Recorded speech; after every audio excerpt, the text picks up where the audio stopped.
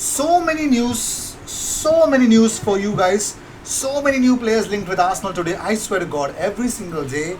I mean, lots of uh, you know, news get recycled, but some fresh news always brings a smile to my face as well. So we're going to talk about a lot of players again as well. We're also going to talk about some Arsenal news. The return of Matteo Guendouzi will also be spoken about, so stay tuned for that as well. So first, William Saliba. According to Telefoot, they say William Saliba won't return to Arsenal early from his loan spell at Marseille. The 20-year-old is contracted to spend the duration of the whole season at Marseille, but it has been suggested that Arsenal could bring him back in January. I don't even know who's suggesting that. I don't know. I don't know why Telefoot has to actually say that Arsenal would want to bring William Saliba back. There's no news. There's no indication from Arsenal to do that. There's no injury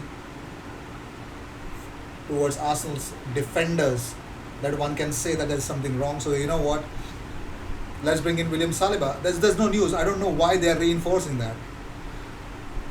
Anyways, let's not just get into. Let's not give them too much of a clout as well. But again, same old, same old. When Renato Sanchez is fit and he's playing games, he's getting linked to a lot of clubs as well. So formerly linked with Arsenal, Renato Sanchez is actually available if there's a suitable offer. According to Lille president Olivier Letang, he has admitted that Renato Sanchez will be allowed to leave the Ligue 1 side should an offer from a big club arrive.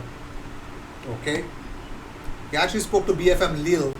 He actually explained the circumstances which would allow Lille to cash in on Renato Sanchez. He says, I have already discussed with him.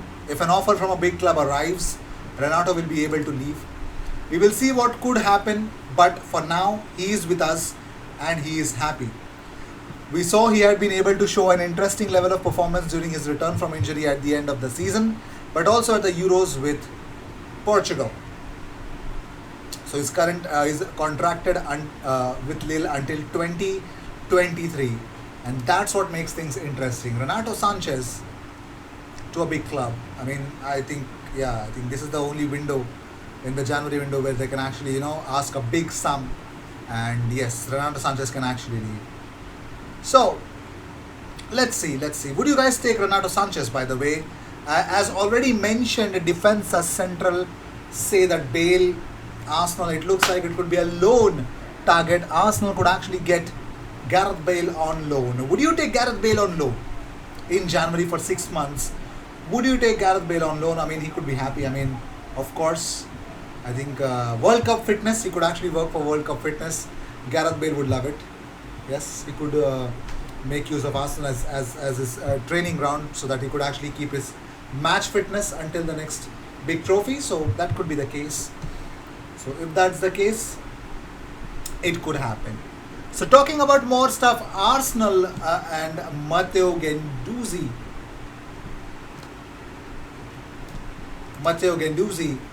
It looks like since Matteo Guendouzi scored a brace for Marseille the weekend, provided an assist as well, it looks like Arsenal could actually bring him back.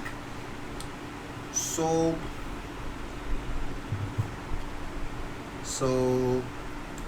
Matteo Guendouzi has taken 35 shots so far in the league this season, but his shooting accuracy is only 14%, with just 5 out of those 35 shots being on target.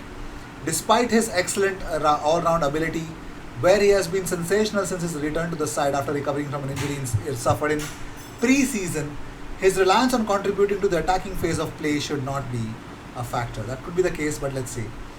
I don't know if Arsenal are looking to bring Matteo Guendouzi back. I don't know. But some Arsenal fans believe that Konstantinos Mavropanos, well, Arsenal have included a 3 million euros release clause. 3 million euros. 500k? Yeah, 500k is the loan amount for the second loan. With 3 million euros, automatically, if they stay up, Stuttgart do not get relegated. Konstantinos Mavropanos is automatically, there's a purchase option that gets activated, and Stuttgart need to pay 3 million euros to Arsenal for Konstantinos Mavropanos. So the way things have been, I think he's scoring goals for fun and he's scoring bangers. He's not scoring small goals, he's really scoring bangers. So Well, Sven Mislintat is the one who's who's always kept his faith in him. So I don't know if that's going to be the case. If that is going to be the reason, Arsenal would want to keep him. But it's tough. It's tough. The way Stuttgart are going, I think they're 12th in their league. I don't see a need why Stuttgart won't buy him. So let's see. And talking about more stuff, Arsenal. Well, Tim Akinola will be set for a January loan move with Arsenal set to trigger a 1 year contract extension. That's according to George Bird. So, Arsenal midfielder Tim Akinola is set to go on loan in January with the Championship club the most likely destination. Akinola was previously at Mansfield, Lincoln and Huddersfield Town before making a surprise switch to Arsenal in August 2020. 30 appearances across Arsenal's under 23 and under 21 sides and was a mainstay for the club at youth level last season. So, Akinola also enjoys the creative side of the game and will push forward when the opportunity arises.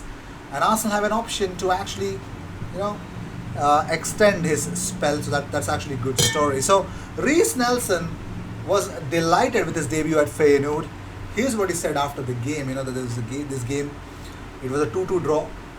The league game against RKC Valvik. He says, "I'm happy that I made my debut. It's been happening for some time, me working hard in the background to get to match fitness and to feel fresh again. And I think I've done that. I'm happy to have made my debut today, but of course, not the result we wanted in the end. For me, my aim is to score goals and assists for the team. Today, I did not do that, but I felt I've got strong. I felt in my 1v1 battles, and I felt good in my 1v1 battles. And I think I created some good chances. But like I said, for me, I need to score and assist to just help the team as much as possible." So I think that's the case.